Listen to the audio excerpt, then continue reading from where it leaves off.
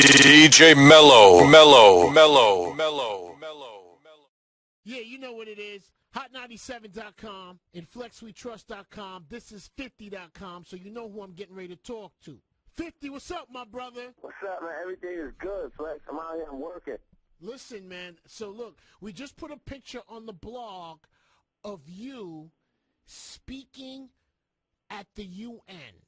Yeah. Please tell me what that's about. Oh, man, it's about my SK project. I created like a energy drink, Yes. SK Energy, and going into the actual category with like philanthropy built into it. So it's like one of one. For every bottle of it that's purchased, a child is being fed, not only in Africa, but through the World Food Program, which is one of the most respected organizations that you could be connected with. They do relief in Haiti when there's an earthquake, or in Japan if there's a tsunami. It's what the government relies on to actually make sure that there's aid for different countries and different people in need.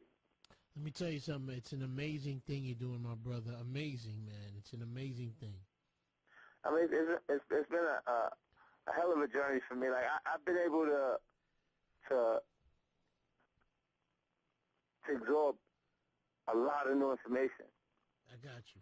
in a short period of time, and I have a lot of people that have experienced a lot more different areas. Like I got a bunch of Harvard graduates around me in conversation, opposed to the guys that would just be from the neighborhood every day, Flex. You know, so yeah, you learn a lot just in basic conversation than you would, you know, if they're providing information consistently than talking to somebody who's just telling you a joke or telling you what happened in the hood today.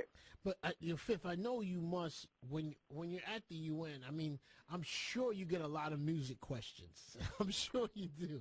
Oh yeah, you know what it is. But before we start that, I just use that before we can get out the gate. Like I tell them with my experience. Like a lot of people know my story. Like I never met my father. My mom was killed at the age of 8.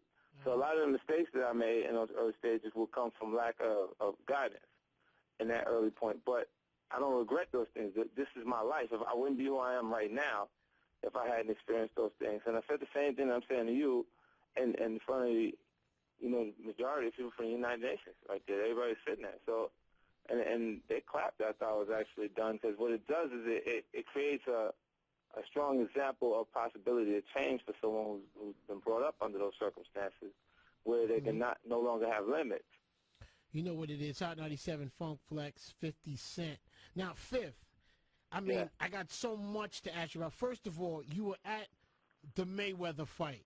Right. Fam, you was looking so crazy and so, I mean, in tune to the action in the ring, my brother. Yeah.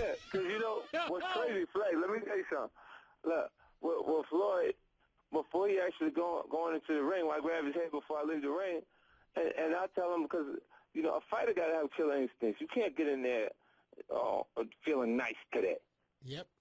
You see what I'm saying? And if you don't go, and I put his head in the right space in conversation, just before I get out there, last thing I say to him to get him focused, because like Ortiz is a good guy. Like in person, you talk to him, you'll feel like he's trying to be like a nice guy to you. You see what I'm saying? Like there's not a problem. But you just said trying.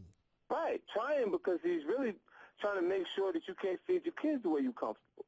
Okay. If he land a hook on you, you know what I'm saying? Like, there you go. Wow, now you got whole new obstacles in front of you. So I'll tell him, kill him. Now, Fifth, when you saw Ortiz headbutt Mayweather, what did you think of that?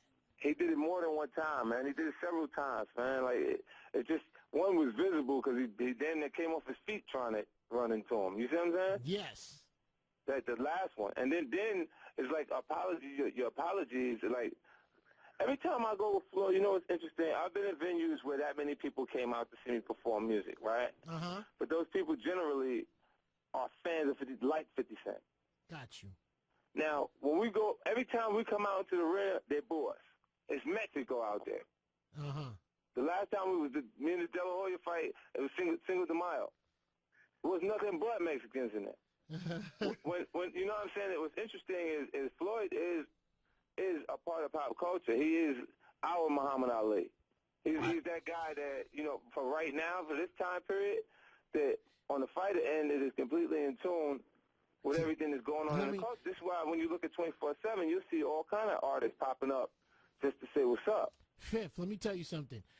I was not a full Mayweather fan, like fully, until this fight, because I feel like I understand him a little better.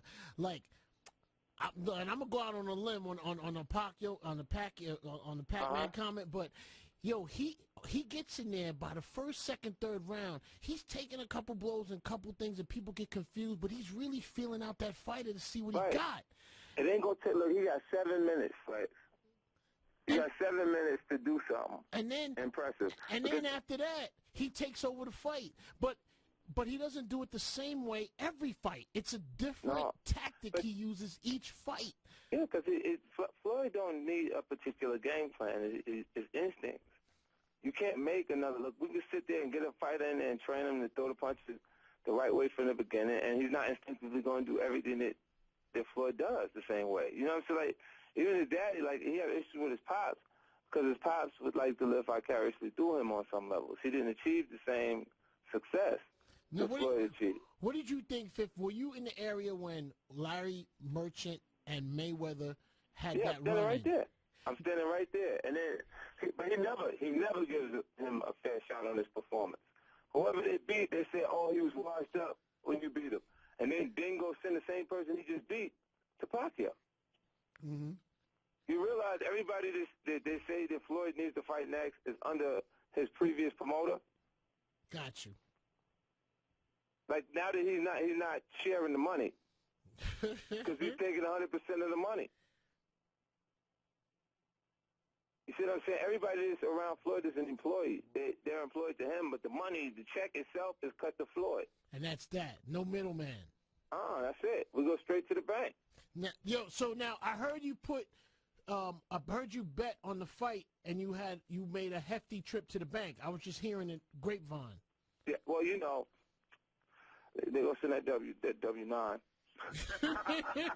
You know, they send that W9, so I'm gonna chill with that.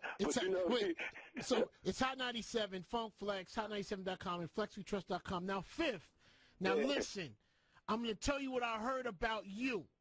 I heard you was instigating this situation between Fabulous and Ray J. Okay? Yeah, now, wait, Fifth, let me give you what it is right now. I'm going to tell you so you know what the playing field is you're dealing with.